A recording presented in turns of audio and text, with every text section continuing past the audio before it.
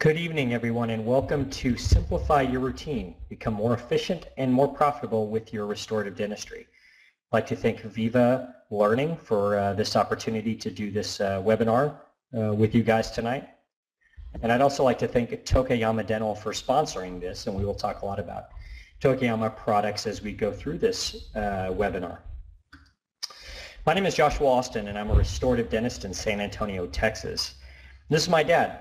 I show my dad pretty much in every lecture I do for a few reasons. Number one, I'm proud of him. I'm proud of what he did for dentistry. He practiced for 25 years in Amarillo, Texas, and then in 1983 he sold his practice and moved to San Antonio, where he taught in the dental school in San Antonio, and he was one of the first faculty members at that dental school that was not a career military dentist and had private practice experience. And so he brought kind of a level of reality to the dental students, and pretty much once a year while I'm lecturing, someone somewhere will come up to me and say that my dad was one of their professors and tell me some story about some way he taught him something or bailed him out of some trouble or something like that, and that's always great. And my dad died when I was 10 years old, so I'm constantly looking for different memories and things like that of him. And when he passed away, I didn't really get a lot of physical stuff per se. Like I wasn't like handed down a watch or something like that had been a family heirloom or anything. And so I don't have a lot of things that were his. But a couple of years ago, my mom gave me this binder with some photos in it, and it has actually become one of the most valuable possessions that I own, at least sentimentally. And it was a binder that his architect had put together that was photos of his dental practice that the architect had built in the late 60s. And flipping through this photo book was really sort of like going back in time in dentistry. And so I just have a few of these photos that I want to show you, because I think it will really open your eyes to how much dentistry has changed. So this is my dad's dental office. This was built in the mid to late 60s, and at the time they had 5 doctors involved, which was really unheard of at the time. I mean, now group practices like this are sort of commonplace and no big deal, but back then it was really the day of solo practitioners. And so to see a facility like this was just crazy. They were actually the largest dental group west of the Mississippi at the time. And it, obviously everything's changed since then, but the building still exists in Amarillo, Texas. It is now, it's not a dental office anymore. It's now a Clear Channel Communications building and a TV studio now. So it's still there, and it's still available to go visit. But I want to show you around, first off, the waiting room. And I always tell dental auxiliary staff when I'm lecturing, that every foot in their office has to be paid for by the owner dentist every month in some way or fashion, whether or not be property taxes or rent or just the maintenance and upkeep. That every single foot costs something, right? And so that's why we try to minimize wasted space. So when I look at how big this waiting room is, it's almost the size of my office now. And granted, I'm a solo practitioner, and they had 5 docs, but still, I'm just looking at this waiting room, and like the wheels of the cash register are just running, and just the amount of overhead is just like that. I'm just swimming in that in my head. Here's the other side of the waiting room. I think this is in a different zip code than the other half of the waiting room you just saw. That's how big this waiting room is.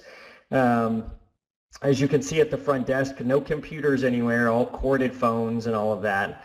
As we move to a little bit of the back part of the front office, this is one of my favorite pictures in the set. This is my Ted's office manager, Georgia, and this picture is just so Georgia. It's really funny. Georgia's really stuck in the mid 60s here, especially with that hairstyle, and she had that hairstyle till the day she died in 2001.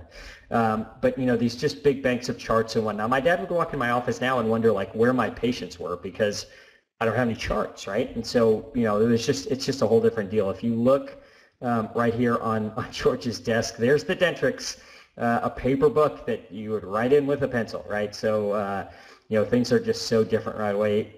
Here is the laboratory. They had a full service laboratory. They do castings and investing in some flasks and all that sort of stuff in the basement of the office. But this is where they would do, mountings and some model trimming and some basic adjustment and polishing and whatnot. You can see my dad off at the end of the hallway there holding the counter up. This is another thing, my dad would walk through my office today and ask, where is this, right? Where is the library in the office? Where's, the bank of textbooks and journals? And then, this right here is not a computer screen. It is a microfiche reader, which is how they would look at periodicals and whatnot. So again, just a relic of a lost era. Now we all have a smartphone, and so we can look up whatever we want on Google. We don't have to have this sort of big facility to house all of this stuff to get us through our days. Gotta love the wallpaper in this break room, mixed with that red carpet. It's just and the patterned sofa, just a winner. I also love the gotta love the ashtray with cigarettes in it right in the middle of the day. Just a different time, just a different time. Another great wallpaper room here. I love the wallpaper selections in this office. I mean, really just some legendary stuff. Here's one of the operatories. Again, I don't even know what kind of delivery system this is, but I'm really glad that it comes in chocolate brown. I think it really, pops with everything nicely. Nice, great wallpaper here in this room too. We've seen some really great wallpapers in this office. And here's my dad, and probably my favorite picture of the whole set. And I really wish I knew what someone just told him before they took this picture. But I would like to hope he's just asking who picked red carpet, right? Because all I can think of every time I see this picture is The Shining. And I'm sure most of you may have had that same thought as well. Part of what makes me so sort of fascinated by looking at this pictures is just the size of this office, the number of moving parts, the number of operatories, the number of docs, the number of team members, and all of the complexity that goes into that, right? Just the number of things that can go wrong with, 5 docs and 5 columns of patients, and what must have been probably 8 to 10 hygienists going at any time, plus all the assistants and all of that. It's a tremendous opportunity for things to go wrong, people to get sick, kids to get sick, things to get dropped, just things like that. So, I think about the sort of practice management implications of how complex his practice was. But then I think about the flip side of it, and I think about the simplicity of the dentistry that was going on at this point in the 60s and 70s. And I really tried to put a number on it, but there was like 6 to 7 procedures that were done in a dental office, that my dad was doing in one of his columns. An extraction, amalgam filling, a crown, a root canal, some sort of removable, partials or dentures, and then hygiene. That's kind of it. There just was far less to worry about. And so even though the practice dynamics were much more complex, I yearn to think about the simplicity of the dentistry that was done then.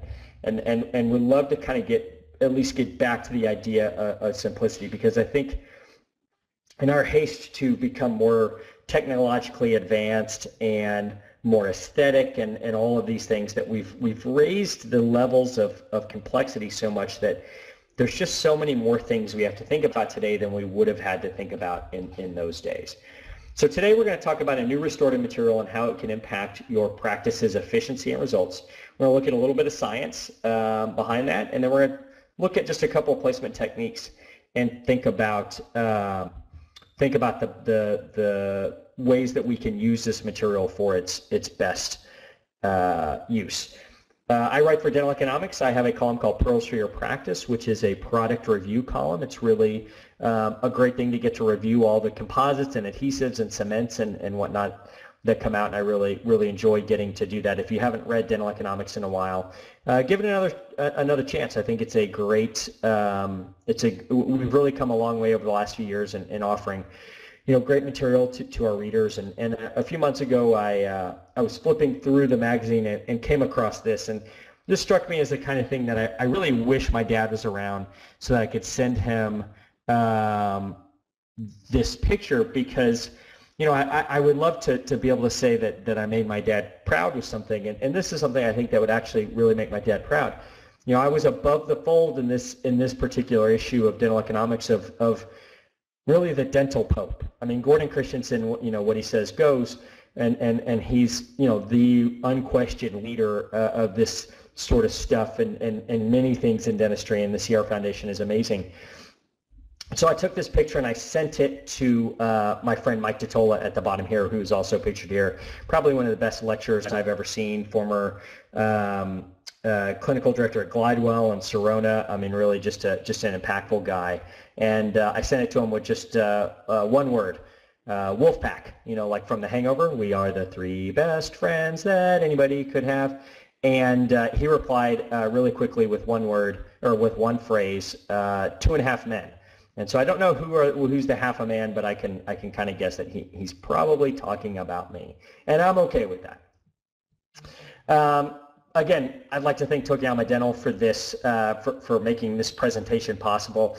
Tokiyama is one of those companies that I didn't really know a lot about until probably 6 or 7 years ago, and they're a really great company, and they really have a lot of great dental products, and we're going to talk about one of them tonight. We're actually going to talk about a few of them tonight, focusing on one, but we'll cover a few other ones. And they're a company that, if you're not familiar with, you should really look into them, because they have a lot of great products, and they're really doing great things in dentistry, and I'm thankful for their support tonight.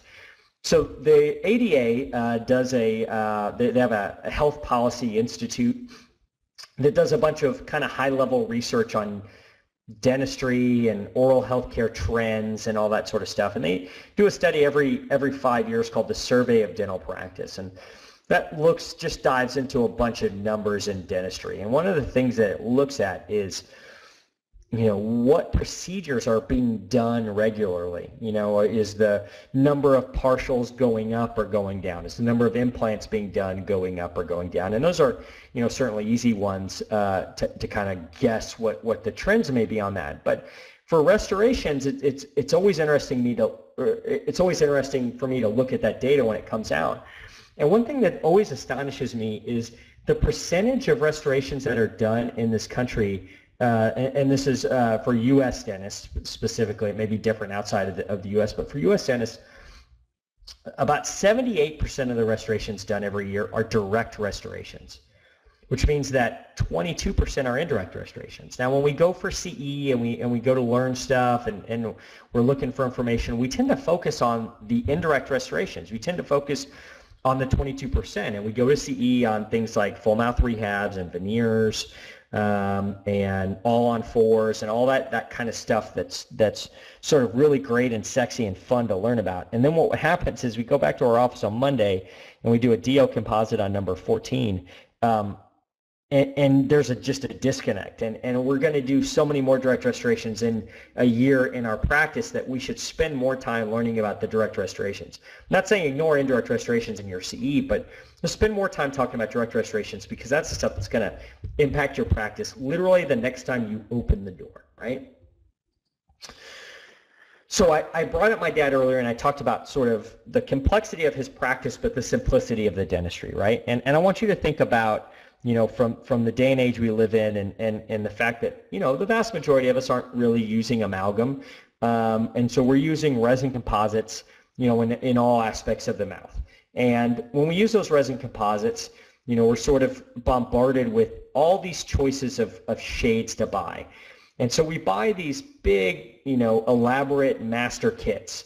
And then what happens is 3.5 years later, we go through and we throw away about 80% of it, because we've used, really kind of these 4 shades here and not a lot else other than that. And so a lot of these just expire and go away, and then we order a new one and the cycle starts again, right?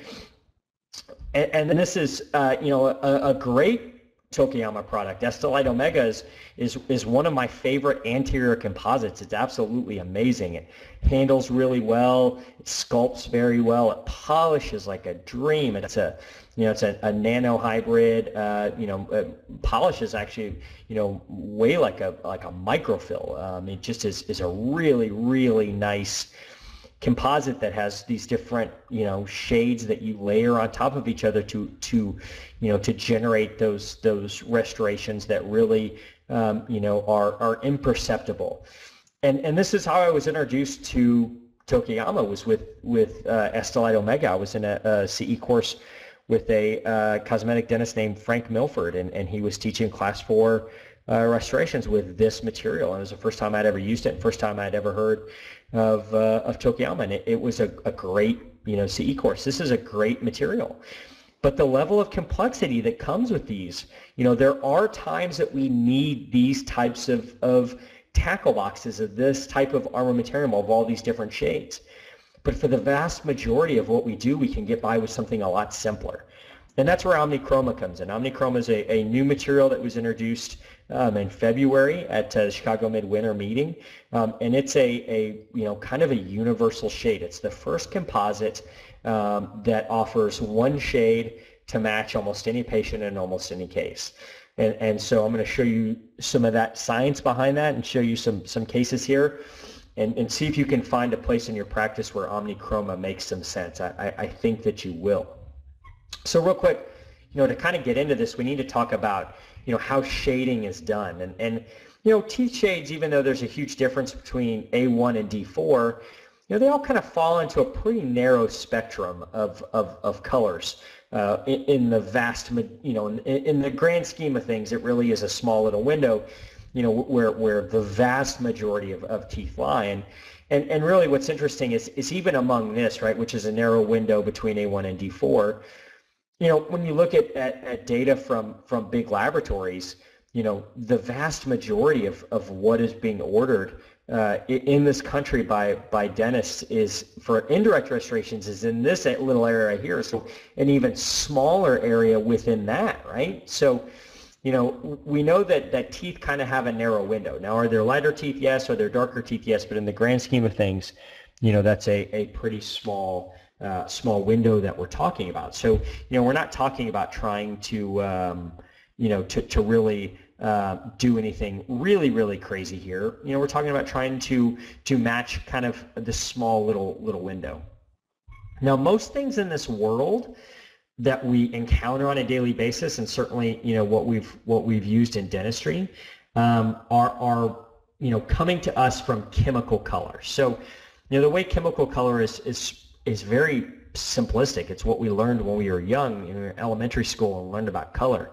For instance, this green plant has chlorophyll in it, and chlorophyll absorbs all of the wavelengths of light and reflects back only green. So that's what we see. So everything else is absorbed, and then what gets reflected back is the green. And so that's why chlorophyll looks green, why these paints, why this paint stripe right here looks green, is because it's absorbing all the other light and reflecting only the green light. So that's what our eye sees. So that's chemical color. That's how almost every restorative material in dentistry gets its color, gets its shade. It's by adding dyes and pigments, right? So there's specific shade of teeth, and they add stuff into the material to match, for instance, say an A1. And if you use that material on an A4 tooth, it's not going to match, right? Still going to be a good restoration, but it won't be this, it won't blend in as well with that A4 ceramic. What it's mentioned here on the side of the slide, Estelite Sigma Quick is another great composite, and but it's shaded chemically, and so we have a small window of how we can use that and how we can match that. Omnichroma uses the smart chromatic technology, and it uses structural color, which is really the first material in dentistry to do that. No dyes or pigments or anything like that are added to it. It's actually the nano fillers in the material itself that help kind of derive shading from the tooth around it, and so that it kind of derives its shade that way, and so it has a very profound and impactful chameleon effect, which you'll hear. Other materials do have nice chameleon effects, but the chameleon effect would basically be, for most materials would be, well, if you used an A3 on an A3/5 tooth, it's going to blend pretty well. The problem is if you used a B1 on an A4, it's not going to, there's no material that has, chameleon effect that'll blend that, until you start talking about a material like Omnichroma that's using things differently, right? That's doing color a different way. And that's how all this works.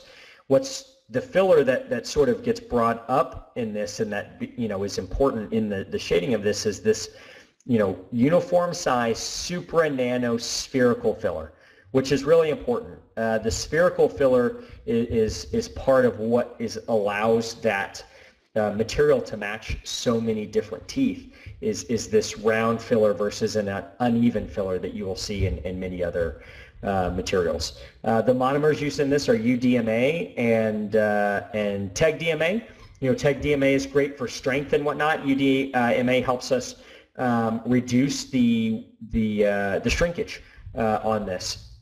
It's about 80% filler, 79%, which is on par with most of the paste type restorative materials that you will see on the market, and it's very very strong stuff and will work well.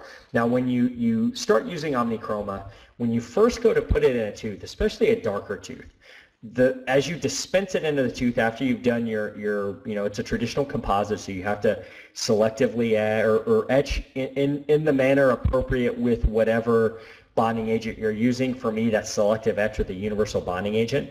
When you do that, and then you light cure and you're loading your material into the tooth, you will dispense the Omnichroma into the tooth, and you'll immediately think, oh my God, I've made a horrible mistake, right?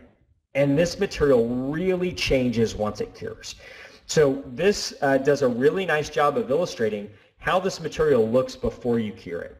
And when you put it in, you just think, man, this doesn't match at all. You're probably doing it on the occlusal or a class 2 or something like that on a posterior tooth. So you're probably not all that worried about it, but you're going to be thinking as soon as you dispense this into the tooth, how off this material is.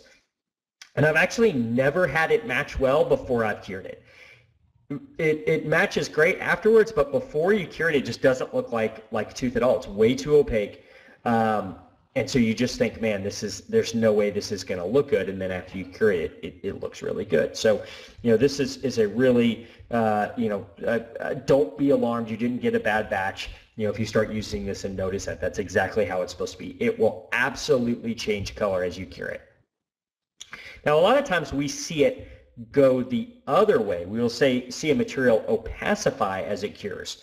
And many like the bulk fill materials do that. They will opacify as they cure. So they go in and they look really translucent, and they become more opaque as they cure. This is kind of the opposite. It starts out opaque and it cures to be more translucent. So it's a bit of an enigma that way, but it's an interesting thing to behold. And so when you look at the procedure for Omnichroma, like I said, it's a basic composite procedure, right? So etch in the manner that you etch with. So whether that be selective etch, self-etch, or total etch, depending on what adhesive system you work with. And this is a traditional composite. There's no glass atom or anything like that. So you can literally use any type of adhesive system you want. Tokiyama has a great one, but many companies do as well. And so feel free to use whatever bonding agent you're using successfully in your practice. That's one of the things that I would hate for someone to change up. If you have a bonding agent that's working really well for you, stick with it. Don't switch away from that. So use whatever you're using etch-wise, bonding agent-wise. Putting a little bevel around will really help you hide the margin. Now, if you've ever been to like a BioClear course or ever seen Dr. David Clark talk, he does these really big, long bevels, and you don't need to do anything like that. When Dr. Clark is doing that, he's heating up composite, and he's using it with a very specific matrix system, and he's doing almost kind of like a composite onlay when he does those types of bevels, and you don't need to do that big of a bevel here. A small 1 millimeter bevel, half a millimeter bevel in the enamel should be plenty to really kind of allow you to hide that margin, whether that be a posterior tooth or an anterior tooth. Quite frankly, for an anterior tooth, you probably need a little bit bigger bevel than that, depending on what you're doing. So preparation, same preparation as always, bevel a little bit and you should be good. Do your bonding agent, do your etching, all that sort of stuff. And then it's time to fill. Now, important thing to note here, OmniChroma is not a bulk fill restorative. So you have a 2 millimeter increment to cure OmniChroma. So this is kind of your traditional incremental fill composite, right? Now I'm going to show you later a little bit of a tip to help with this, to give you the option of kind of bulk filling a little bit. But no matter what, OmniChroma 2 millimeter curing depth on that, right? So a very traditional composite curing depth. Shape it, it's going to handle, quite frankly, like almost every other Tokayama product handles, which is very well.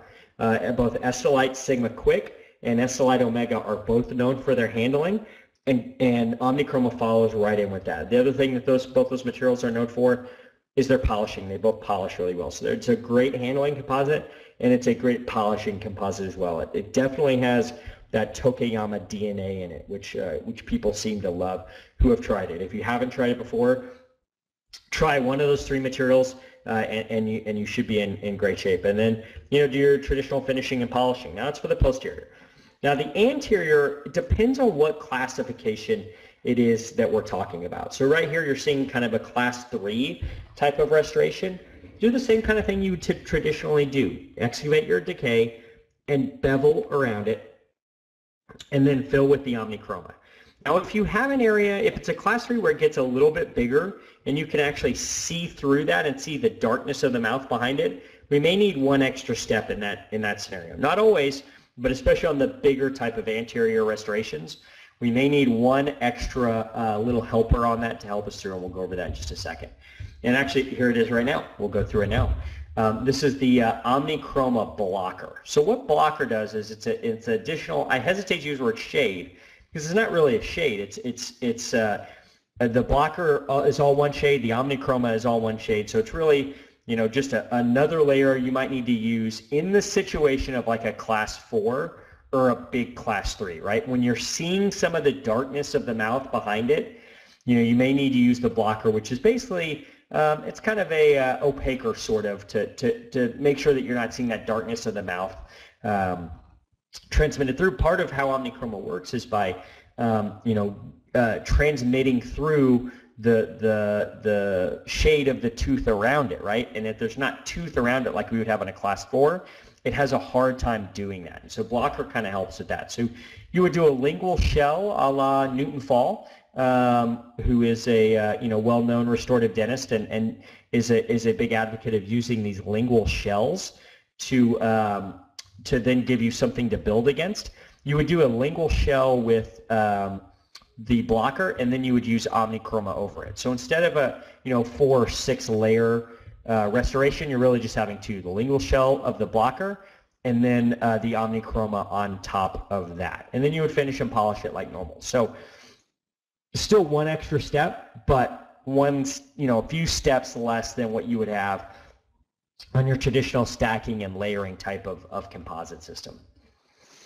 Now, I mentioned earlier that the OmniChroma is a incremental fill composite, right? So we've gotten a little bit used to, or at least I have in the posterior, of using a material that's bulk fill, right? That has 4 millimeters or so of cure depth, and where many restorations can be done in one increment.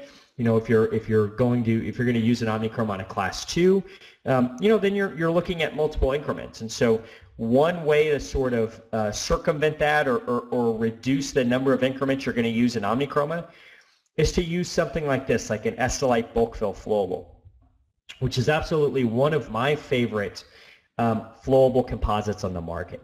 It's 70% filler, and if you remember earlier, I told you OmniChroma is 79% filler, so pretty close as far as the percentage of filler. So, when I was in dental school, flowable composite was, almost like verboten. Maybe you used it to patch a temporary here and there, but we really weren't taught in my operative dentistry department to use a lot of flowable composite. And I think part of it is just back then, you know, the flowable composite was just not very strong. And so it was maybe a liner at best, you know, or used to patch up a temporary, but, you know, you just would never put anything in occlusion with flowable composite. And those days are gone with this material. So this is a 4mm curing depth. And I will use this as a liner. I will use it as a base. I will use this for small occlusals, small class 1s.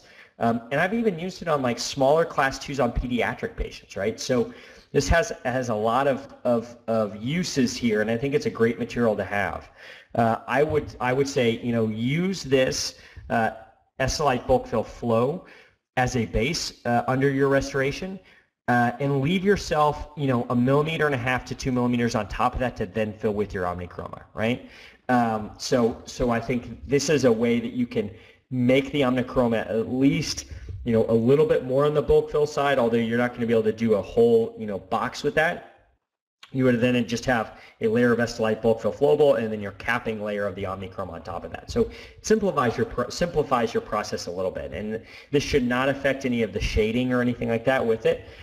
So everything should be good here as far as shading. It's not going to disrupt your shade at all. So let's go through a couple ways that I use Omnichroma in my practice. And one way that I will use Omnichroma is for class 5s. You know, class 5s are interesting because, you know, that area is so opaque that a body shade sometimes looks too translucent. Obviously an enamel shade, which is what we're replacing for the most part, right? We're replacing enamel. But if you use an enamel shade there, it just doesn't get that right type of effect on it, and it just looks translucent. You can see that dark root structure underneath it. So you need something to kind of block that out. So I've just never really found a composite that I love, you know, matching class 5s, and Omnichrome actually works really, really well for this, and really hides stuff very well. And so, you know, I think that's a nice result for that, especially with the darker, you know, understructure there of that small little carious lesion. Excavate that out, you know, etch, prime, and bond, and I think that's nice. And this is even just like, this is just with like a 7901, but I haven't even polished this yet, right? So this is a great material to use for class 5 lesions. I wanted to show you a demonstration of using this material on or with the Estelite bulk fill flowable. So we've got a class 2 situation here, you know, an MOD, which I never love having to do. I think MODs are quite frankly, you know, one of the more difficult restorations we have to do, and you know, if there's some CEREC people listening to this, you know, I'm sure you're thinking like, you know, Miller restoration instead of doing this directly. But, you know, I think there's still a place for direct MOD type restorations, and this is definitely one of them. So I'm using a Garrison Compositite 3D XR system here. And sometimes these are hard on premolars to get 2 rings on and do them. Sometimes you have to do kind of 1 box at a time. And so you can see we've got the Estelite bulk fill flowable in here, you know, up to just around the contact point. There's about 1.5 mm left all the way around.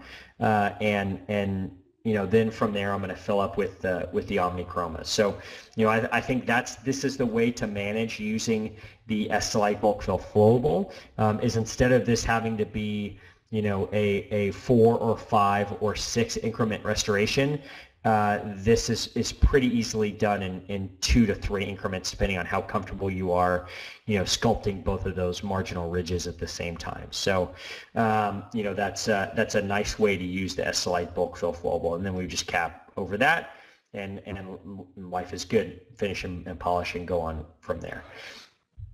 I practice in an area of San Antonio that has a decent amount of older patients nearby, and so, you know, it's not uncommon for me to see a patient like this, and this is Eleanor, and Eleanor is 87 years old, and she's honestly thrilled to just have her teeth at 87, and she's doing a great job. She's literally not missing a single tooth other than her thirds, and function is her main concern.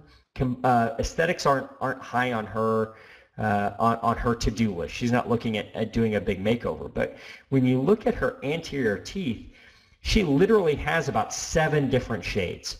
So my problem with these cases is always, okay, which shade to pick, right? Because she has different shades on the same tooth, right? It's darker kind of in here, it's darker down here, a little bit of translucency here where she's thinned this enamel, a little bit of translucency here, darker here. This is just a tough, case to pick.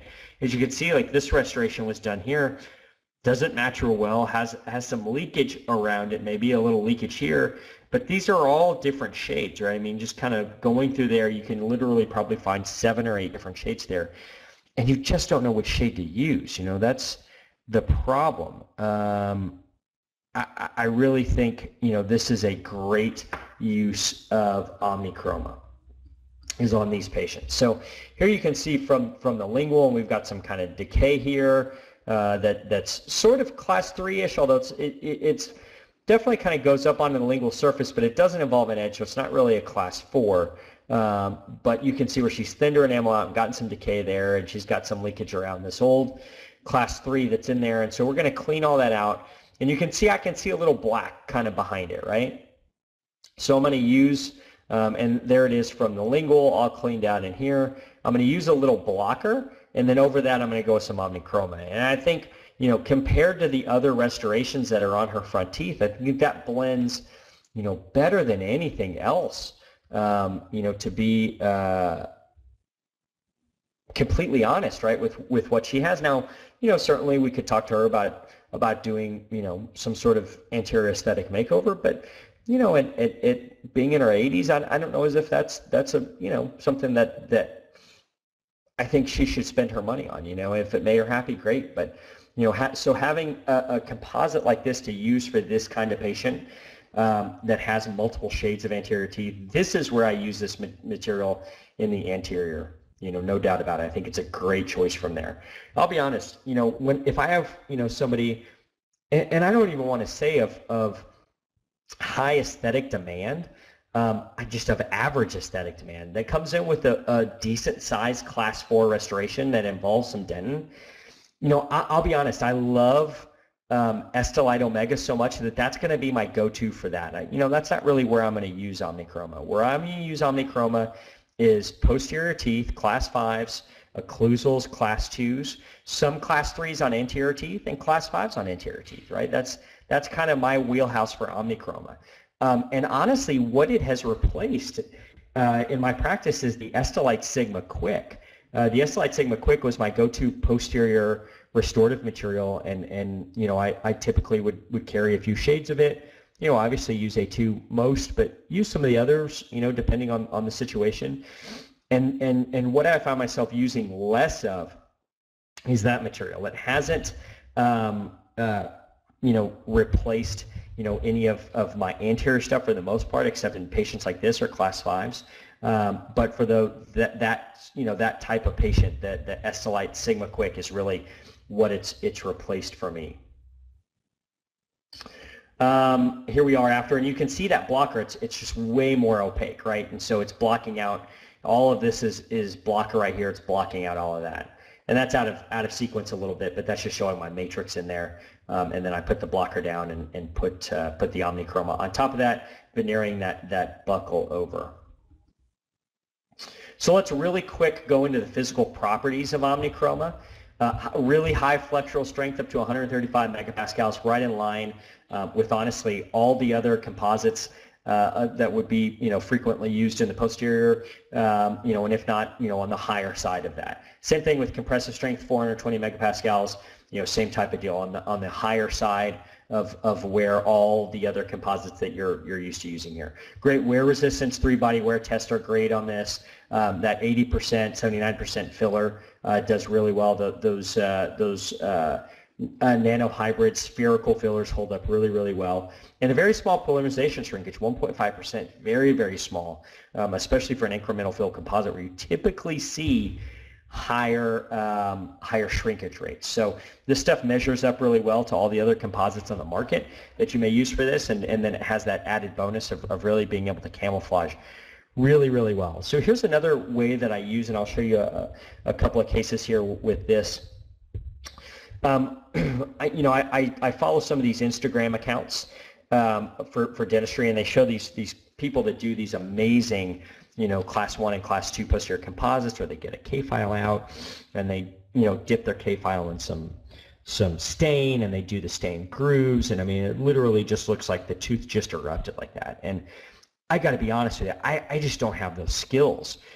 Maybe if you gave me, no hygiene checks to do, and I put on a really nice rubber dam and didn't have to worry about time, I could potentially come up with something similar to that. But it's not the world I practice in. I take Delta like a lot of you guys do, and so I've got to routinely do $128 occlusal composites, $111 occlusal composites, and so spending an hour and 20 minutes on those and using 4 different shades of composite and piping in some stain and glazing over that and all that kind of stuff, like, quite frankly, it's just not what I do, and I just don't know if I could even, what I would need to charge for that to make that happen. And so I have to cheat. And so, this is one way I found of cheating with occlusal anatomy is the stamp technique. So the stamp technique is really simple. It's I use it anytime. I almost use it exclusively on class 1 restorations where we have intact occlusal anatomy that's got decay in it, but the decay isn't cavitated, right? So we see this fairly frequently in my practice. And my first thought whenever I see these, like in hygiene, is, when I treatment plan it, is, man, that occlusal anatomy is nice. Can I replicate that? And the answer is always no, not without cheating. So this is how I cheat. So if I have a tooth like this, it's obviously not identifiable because it's a little bit easier to photograph, but if I have a tooth that looks like this that has decay in it, what I'm going to do is I'm going to make an occlusal stamp. And so the way that I do that is I take something like this opal dam. You can really use any type of resin blackout material, anything that's like in your whitening kits, your in-office whitening kits to black out the gingiva or black out undercuts on a model that's light curable. You can use that. This just happens to be the one that I have around the office. And we always have drawers of this stuff because they always give you way too much stuff in the bleaching kit. And so we always just have a lot of the stuff laying around. So I'll take this, I'll dry the tooth off, and I'll just squirt the blackout resin into the occlusal anatomy, right? And then from there, I will stick in a composite applicator brush. Usually then I'll squirt a little bit more up around the neck of the composite applicator brush to make sure it's locked on there. And I'll light cure it. Now, it really helps to have an assistant here who can light cure while you're holding all this in place. And so trying to do this with just one person is really difficult. But once you light cure it, you can take a spoon excavator and just pop that stamp right off of the tooth. And now you have kind of a perfect replication, a negative, so to speak, of the patient's anatomy that you can use to sculpt your composite. So it's almost like a custom-made composite instrument for you that will help you achieve what the patient had before. I like to put a little mark with a Sharpie marker on the buccal. You can put it here, you can put it up on the yellow stick, but it's just nice to look at it really quickly and know which way is which. When you're in the heat of battle, you can get lost buccal or lingually, and you could maybe try to get it to fit close the other if you did it the opposite way, but it's not going to lock in like it does if you get the orientation just right. So I like to put a little, index or mark or something on it just to know which way is buccal. And I always put the mark on the buccal, but you can put the mark wherever you want it. Just make sure that it is standard, each time you do it the same way. Then one thing that I will hear people complain of when they try this is sometimes they feel the composite sticks to their stamp. And that's not something that I've had a problem with. But one solution to that is you could coat it with a couple of different things. One thing you could coat it with is debubblizer. Now the problem with debubblizer is that you probably have that in your lab, you don't have that in your operatory. You can also just throw a coat of your bonding agent on it and light cure it. It's not something I do all that often because I really don't find it sticking all that much. It just isn't a huge problem. With flowable composite, yes, but I'm rarely using this flowable composite. I'm always using this with a paste. So then you prep your tooth, remove the caries, get all the stuff out, and get ready for your restoration. Now you have to measure your restoration. And when I'm measuring this one here, it's about 3.5 millimeters deep all the way around. This is going to vary depending on how severe the decay is, obviously, but most of the time you're going to find it's between 2 and 4 millimeters. If it's 2 millimeters or less, you don't need to do what I'm going to tell you to do next. This is only if you do, only if your prep is deeper than 2 millimeters. If it's deeper than 2 millimeters, you need to lay down a small base of SLite bulk fill flowable so that you have 1.5 millimeters or 2 millimeters left on top of that. Because what you want to do is you want to cap this all in one shot, and so you need to make it to where you're ready to do that, right? So let's say it's 6 millimeters in one part. You know, let's say that the distal pit right here, let's say that were 6 millimeters. Well, what I would do is I would do 4 millimeters of the SLite bulk fill flowable, and then on top of that, then we'd be ready to have 2 millimeters of omnichroma, right? So make it to where everything is 2 millimeters or less in depth using your SLite bulk fill flowable. Now it's time to, and obviously you're going to do your etch and bond before you do your bulk fill flowable, but now it's time, after you've etched and bonded and done your SLite bulk fill flowable, now it's time to load the whole thing up with your omnichroma. So you're going to load it up with omnichroma and just sort of push stuff around. You don't have to be real accurate with this. Just sort of take a composite instrument or a condenser or ball burnisher, whatever you use. Push your composite around a little bit and kind of get it roughly into place. Then you put your stamp on the tooth. So line up your buckle and you'll push down on it, and you're going to feel that excess composite extrude a little bit. Pull that thing up and you're going to see a bunch of flash like this, right? So this is all the stuff that's keeping you from seating that stamp completely. Go and clean all the rest of that stuff off and put your stamp back down again. And do that a couple times. And after about 2 to 3 times, you will get to the point where you'll feel your stamp sit back down in it all the way. It's a very similar occurrence, like, you know, when you're making a provisional crown and you try your matrix that you made with your alginate replacement or your bite registration or PBS or whatever, you try that in your triple tray right before you fill it with your temporary material, and that patient kind of locks into it like a jigsaw puzzle. That's kind of what happens here, is you're going to feel that stamp just kind of lock into where it's supposed to be. Once you feel that, pull it off, make sure all your flash is gone, and then like here. And what you're going to have is almost a perfect representation, perfect recreation of the patient's anatomy from before you started, right? So you have to have intact occlusal anatomy here. If you don't have intact occlusal anatomy, you're going to replicate what you have before you start, right? So that's a real problem. SLite bulk fill flowable, and then you need to leave 1.5 to 2 millimeters on top of that to cap the layer. Now, if the decay doesn't go deeper than 2 millimeters, you don't even need to do this step, right? So that's only if it goes deeper than 2 millimeters. So it's about half the time, right? Half the time we're doing pretty minimally invasive restorations, and this works really well. Got to make the stamp before you start. If you start prepping and then decide you want to do this, it's going to turn out horrible. It's like if you start prepping your crown and forgot that you didn't make your matrix to make your provisional. Provisional is always going to turn out crappy. Same thing here, right?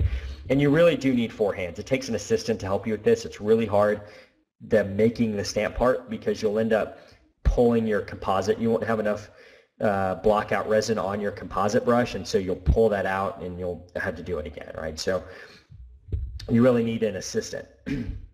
And this doesn't substitute for good isolation, right? You got to keep the tooth isolated, just like always. This doesn't, it's not some magic, rubber dam alternative or something like that. This really, just like any other bonding procedure, you got to have good isolation. And so here's a tooth that's just a great situation for this, right? We've got a number 18, we've got decay in here, we've got nice occlusal anatomy, but primary decay that we're going to try to restore, and we're going to try to mimic that. And here's a case using omnichroma, and you can see how well that blends in there. And that's literally immediately after light curing. No 7404 has been put to that, no 7901, no enhance point, no polishing point, anything like that. This is immediately after cure. That's what it looks like. So you can imagine when you do this that your occlusal adjustments are really minimal, because you're not going to need to adjust a lot because you're replicating exactly what was there before. So you might be a tad high in a couple spots, but once you zap those spots down and polish, you're going to be in really good shape. So very little occlusal adjustment is required when we do this. The next thing I want to talk about is when we have, a bigger, broken down lesion that, maybe is cavitated, maybe has some sort of a class 2 component or something like that. And so we need to build the tooth back up. And so I call this the lobe technique, because in dental school, when we were in freshman year of like dental anatomy, when we learned how to wax teeth, you know, our professors taught us about these lobes of teeth and how they developed, and we would kind of wax these lobes in, and you would do your pyramids and bridges, and if you're thinking back to like waxing in dental school, you know, that's kind of how you did this. You would do your pyramid, and then your bridges down, and that would kind of be a lobe, right? And you would connect the different lobes. And so then we get to restorative, and we don't think about that really anymore. We're like, okay, well, I'm done. I don't need to wax teeth anymore. You know, that sort of stuff is gone. But I think about that a lot when I'm doing a larger composite. Like, how would I wax this up? And so this is a good, just as good of a place to start. Let's say this was, you know, a previous amalgam that was kind of crumbly done and you didn't have good anatomy on it, or a cavitated lesion, something like that, and we've got it all cleaned out. And so now we're going to try to envision where our lobes would be, right? And so like there's one lobe, like the mesial buccal lobe, and then there's our distal buccal lobe, and then there's our distal palatal lobe, and there's our mesial palatal lobe, or kind of our big palatal cusp lobe, right? And so if you build all those up together, you're going to have really nice occlusal anatomy, kind of, you know, those nice grooves and fissures and stuff like that we're looking for. And so I think more often than not, we're talking about just like kind of pushing a bunch of composite in there and hitting it with our thumb, and then trying to go back and carve that in with the finishing burr. And that's just a difficult thing to do and to get things right. So, you know, this is just like anything else, etch and do your adhesive and your bonding protocol as you would normally do it. And then just try to build these, you know, one lobe at a time. Now, if this is deeper than 2 millimeters, which a lot of times it will be, you know, use a couple millimeter base of your Estelite bulk fill flowable, and have it to where you have 2 millimeters or so of running room that you're going to use your OmniChroma with, right? So first thing, I almost always start with the mesial buccal. It seems like it's the easiest one to do. So I get the mesial buccal done, and I'm going to make that lobe, right? And so, you know, use your ball burnisher, use your composite instrument, and really shape that lobe of composite, and then you're going to cure that, right? And so you can kind of see this starting to take place. Now I'm going to do my distal buccal lobe, right? And same kind of thing. And where the lobes meet together, that's going to be a fissure, right? We want that to be kind of a fissure. And so you're going to have those lobes meet up, but you're going to have them meet up to where it's not just, you know, a bridge of composite across there, where you have, you know, really kind of a natural groove in there, which is what we're trying to do, or we're trying to mimic, right? I really like this instrument from PDT. This is called a Dr. V. I don't know who Dr. V was, but I like to shake his hand because I love this instrument. It's really nice for putting sharp anatomy in. And this is good just as my last part right before I cure, as these two lobes come together, to make sure that I have a really nice groove there, right?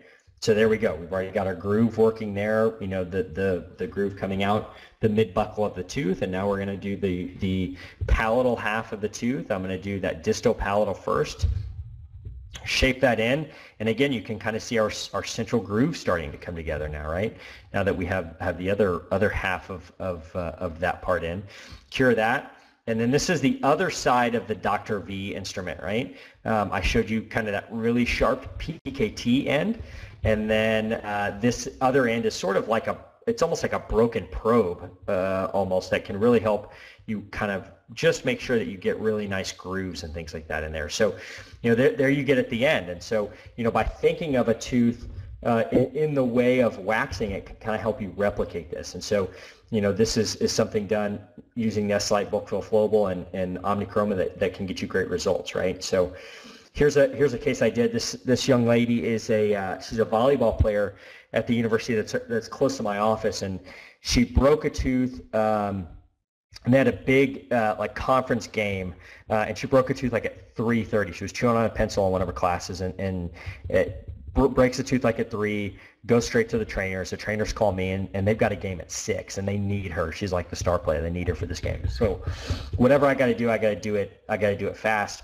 Obviously, this tooth needs a crown, right? But frankly, like, that's not getting done until the volleyball season is over, right? So, you know, this is OmniChroma right here, and I think that's a really nice blend in there. It just blends really nicely, and matches that tooth really well. And this is, you know, specifically the lobe technique. So, you know, I think this is a really great choice for stuff like that. And that was, you know, using a base of the Estelite bulk fill flowable as well. So, you know, I think there's a lot of advantages to OmniChroma.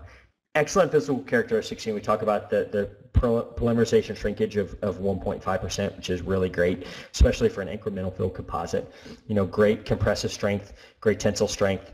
It just stacks up really well to every other composite on the market, and it takes that whole, having to pick a shade, kind of out of the equation, which is really nice.